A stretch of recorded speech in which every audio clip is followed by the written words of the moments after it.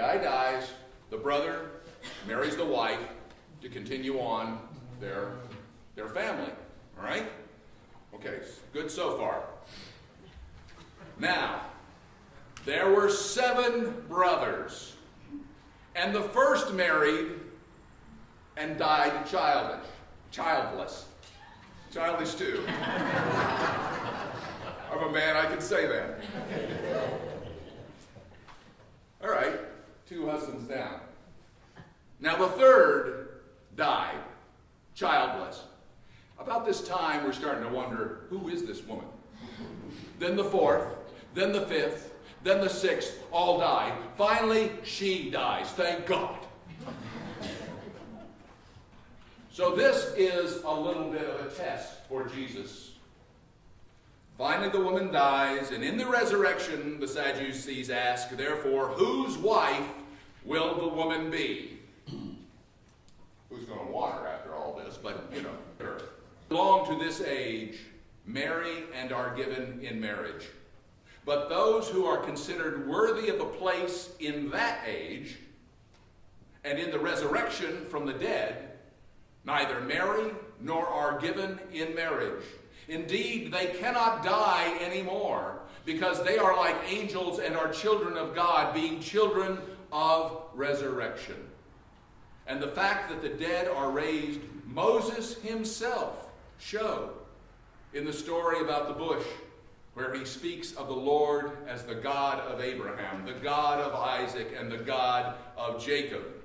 Now, he is the God not of the dead, but of the living. Got it, Sadducees? God is of the living. For to God, all of them are alive. Thus ends the reading. Hey, Sadducees, you've been schooled. You've been punked. You've been hoodwinked. And you've been framed. Now, those of us know that being schooled means being taught a lesson. Being punked means made a fool of. Being hoodwinked means to be fooled, which is different from punked. And being framed means that we've been blamed for something we didn't do. But in this case, framed is used differently. Being framed in this case means that Jesus has reframed the situation that the Sadducees were trying to set Jesus up with. And as a matter of fact, that's what Jesus does. Every time you have a Pharisee or a scribe or a Sadducee or a priest coming to him, trying to corner him with some little bit of law, Jesus reframes the situation and turns it on the people who were asking these questions. Indeed, we have all been framed by Jesus. Actually, he didn't create the new truth. He merely lifted God's truth up for all to see. So you can see that the whole premise of the Sadducees' story about the poor wife married to husbands that kept dying, the Sadducees kept figuring that these husbands were dead. And if they were resurrected, it would be as if they had never died. But Jesus was saying, no. As followers of Christ and lovers of God, we believe in resurrection and still living in another plane of being, namely heaven. We are transformed. Now that is adaptive change. The Sadducees were trying to corner Jesus with a technical problem. If this marries here, this marries here, this marries, technical problem. And Jesus responded with an adaptive solution. Several weeks ago, I know you're all blanking. What? Adaptive solution? Technical problem? Several weeks ago, I preached on this, explaining the difference between a technical change and an adaptive change. Technical change involves people putting in place solutions to problems for which they know the answers already. While this can be difficult, it is not as difficult as adaptive change, which involves addressing problems for which we really don't know the answers to. Adaptive change involves changing more than routine behaviors or preferences. It involves changing people's hearts and minds. Because the change is so profound, Adaptive change can result in personal and congregational transformation. Every day people have problems for which they do, in fact, have the necessary know-how and procedures. These are technical problems. For instance, I've been here at this church for 2 months now, by Tuesday. 2 months. Now, the first couple of weeks, we did a tour through the entire church, or most of the church, and we saw things that might be preventing good experiences for our guests. We noticed that the sign out front is in the dark, or the small sign is too small and hard to see when you're going 30 miles an hour. The boulders in the back serve an important purpose to protect our children from trucks whizzing through our parking lot, and they did a great deal of the time, but they also send a message that maybe we don't want people to be here. The parking lot entrance is our front door. Is it bright enough? Inviting enough? Is the entryway welcoming to a stranger who has to go to the bathroom and is afraid to ask? Can people hear the worship service in the back third area of the sanctuary? Are the bathrooms downstairs inviting, clean, and fresh smelling enough? We laughed the other night at a meeting, and we were talking about the bathrooms and saying, boy, it's just not quite up to snuff. And yeah, can we do something about the lights? Well, what do you mean? Well, Sheila said, well, I've gone in there, and it's been a night, and I've sat down, and the lights go out because they're on a timer. And somebody said, well, did you wave your arms? She said, yeah, I waved, but they didn't come on. I'm sorry, I just see Sheila in there. These are technical problems, folks. We know how to solve these problems. They're technical. So what are the adaptive problems? Well, to describe the reasons for why we have to why and how we deal with adaptive challenges, I'll refer to an interview that was just in this past week's New York Times. And it was our own David Coates. He's the CEO and chairman of Honeywell. Okay? Fortune 100 company here in the Twin Cities. Now, he was not a guy that was a hard driver in his life. By the time he was age 23, he was working on a fishing boat. Okay? He didn't really care about school or anything at that time. Of course, then his wife became pregnant and he became really interested really fast. So they asked the question, well, what did you learn in your year of fishing? And he said, it was a great experience. But the biggest thing I learned was that hard work doesn't always pay off. If you work on the wrong thing, it really doesn't matter how hard you work because it's not going to make a difference. So make sure that you put some thought into what you are working on. Adaptive problems, adaptive solutions.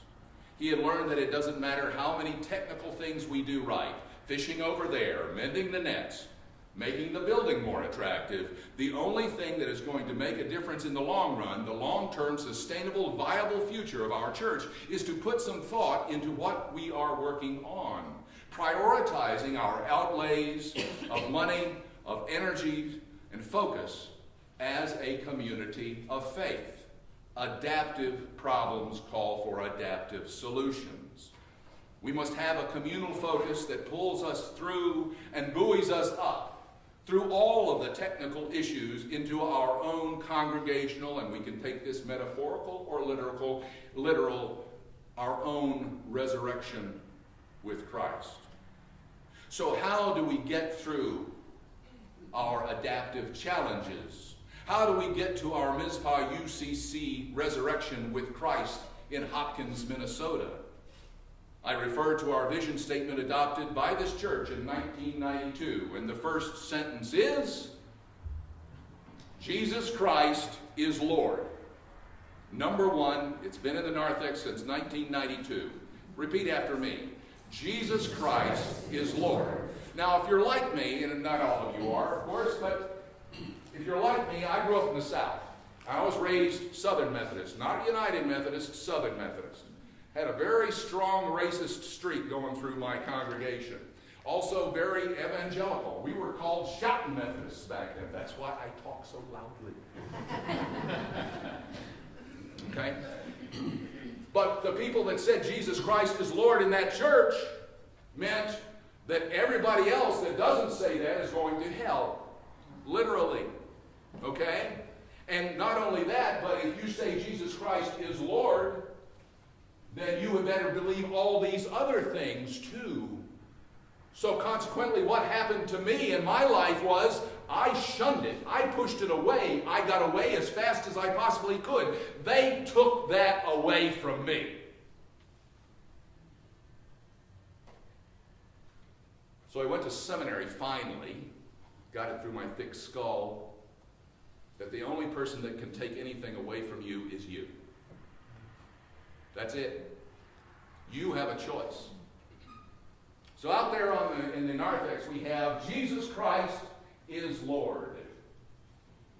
And if you don't believe it, if it is not something that is part of your core and in your bones and in your DNA, that's okay.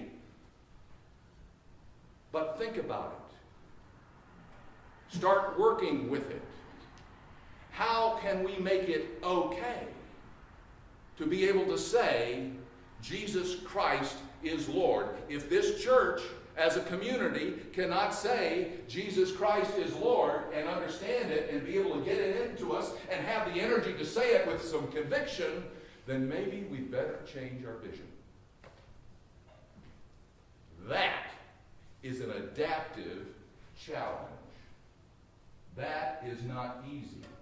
That is going to take work on all of our parts, because the rest of the vision doesn't make any sense unless the first line of the vision makes sense. We're not going to have the energy to do the things we need to do in our community, in our culture, because things have changed radically. Back in the 50s and 60s, anybody could have, any mainline traditional church could have a 1,000-member church. Okay? That was part of our culture back then. Well, times have changed. You come a long way, baby.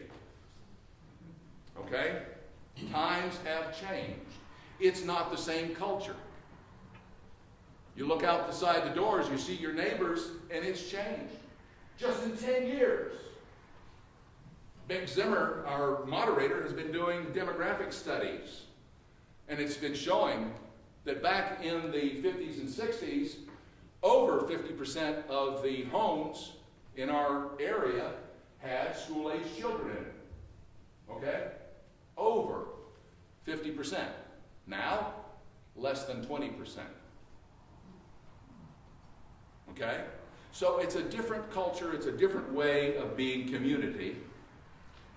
And we have to get our minds around and make some adaptive changes and figure out the solutions to get there and to make our own way.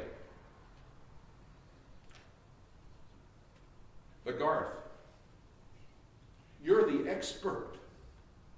You should know the answers. You must not know very much if you don't know what the answers are from our church. Well, yes, I am an expert. I'm trained, and I'm an expert in walking beside you, along with you. Because if I start giving you solutions that you have not inculcated within your body and within your DNA, I am no better than those Sadducees trying to give you technical problems and technical solutions to adaptive issues that are going on in the community or in the church. Without learning your own new ways, changing your own attitudes, our church cannot make the adaptive leap necessary to thrive in our new environment. The sustainability of change in a changing environment depends on having the people with the problems and challenges internalize the change. In other words, well, as an example, if our vision statement is true, frankly, I believe it is, but you have to decide, is it true for you? Then if we are not internalizing Jesus Christ as Lord, it won't work. If our vision statement is no longer true, then we need to write a new one, a vision that is true. Last Tuesday night, our church council decided, per our church's constitution, to reform and reconstitute 2 committees. They're already in our constitution, so it did not need to be a large vote or anything. We just decided whether we wanted to reconstitute them so that we could start working with some of our technical and adaptive challenges moving forward as a congregation. The first one was the Facilities Committee, which is primarily the building and grounds of this church, and they report directly to the Stewardship Board. That's their job. These are going to be people, you, who are very good at understanding stuff that I know nothing about. How to fix a roof, how to hammer this or put a pipe. I don't know that stuff, okay? I can sort of figure it out. But we need you to help us figure all those parts out of our building, because we've got a building that's made for 1,200 people. Okay? We've got a lot of work that we've got to do. We've got to put in sweat equity. The other committee is the Long Range Planning Committee, aka Viable Futures, which aids the congregation in setting long-range goals, to aid the council and boards in establishment of objectives to achieve the goals, and to give guidance to the council and boards as they conduct the planning and evaluation processes. That's straight from our Constitution. That's their job. We will be reconstituting that committee also. The Facilities Committee will be dealing with technical challenges. The Long Range Planning Committee will be dealing with the adaptive challenges of our community. Now, over 40 of you were here down in the fellowship hall several weeks ago when we did the appreciative inquiry process. That is the first step in dealing with adaptive challenges as a community. We will need to do other processes, namely asset mapping or other things that we can do as a community to figure out who we are and what our priorities are as a community. We of Mizpah United Church of Christ, in order to discover who we truly are just now beginning to delve into the technical and adaptive challenges that will carry us forward into a transforming presence in Hopkins and with God in Christ. So, at this time, I would like us to praise God for our challenge, because frankly, if we don't have our challenges in life, life gets pretty boring. So we have challenges that we have been given that we can focus on and we can concentrate on them. Have you ever watched a ballerina or a figure skater and they start going into a pirouette or a real fast spin? And I'm thinking to myself, how in the world do they do that without falling down? How do they not get dizzy?